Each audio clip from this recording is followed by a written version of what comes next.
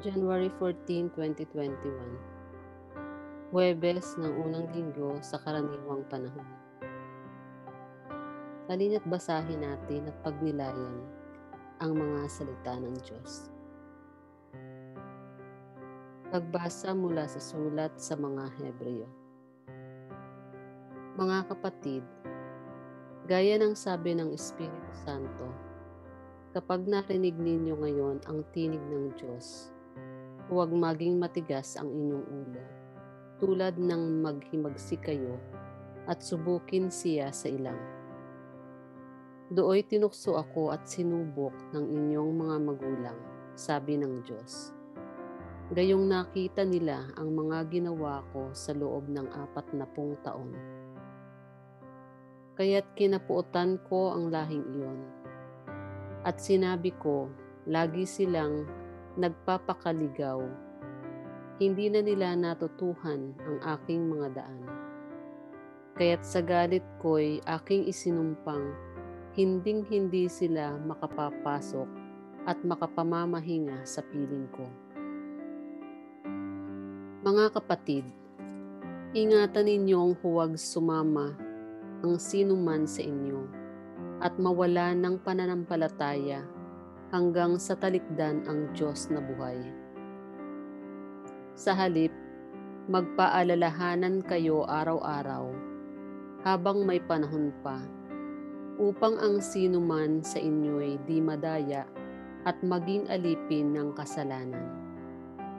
Sapagkat tayong lahat ay kasama ni Kristo kung mananatili tayong matatag hanggang wakas sa ating pananalig sa Kanya. Ang salita ng Diyos. Salamat sa Diyos.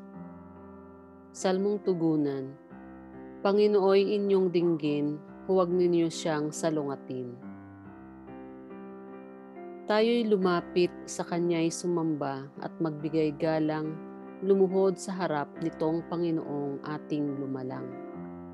Siya ang ating Diyos, tayo ay kalinga niyang mga hirang, mga tupa tayong inaalagaan. Panginooy inyong dinggin, huwag ninyo siyang salungatin. Ang Kanyang salita ay ating pakinggan, iyang inyong puso'y huwag patigasin tulad ng ginawa ng inyong magulang nang nasa Meriba sa ilang ng masa. Ako ay tinuksot doon ay sinubok ng inyong magulang, bagamat nakita aking ginawa silang nakinabang. Panginooy inyong dinggin, huwag ninyo siyang salungatin. 40 taon sa inyong ninuno ako ay nagdamdam. Ang aking sinabi, sila ay suwail, walang pakundangan, at ang mga utos ko ay sinusuway. Dahil sa galit ko, ako ay sumumpang di sila daratal sa lupang pangakong aking inilaan. Panginooy inyong dinggin, huwag ninyo siyang salungatin. Aleluya, aleluya. Ipinangaral ni Jesus ang paghahari ng Diyos. Sakit ay kanyang ginamot. Aleluya, aleluya. Ang mabuting balita ng Panginoon ayon kay San Marcos. Noong panahong iyon, may isang ketonging lumapit kay Jesus, nanikluhod at nagmakaawa. Kung ibig po ninyo'y pagalingin ninyo ako. Nahabag si Jesus at hinipo siya, sabay ang wika,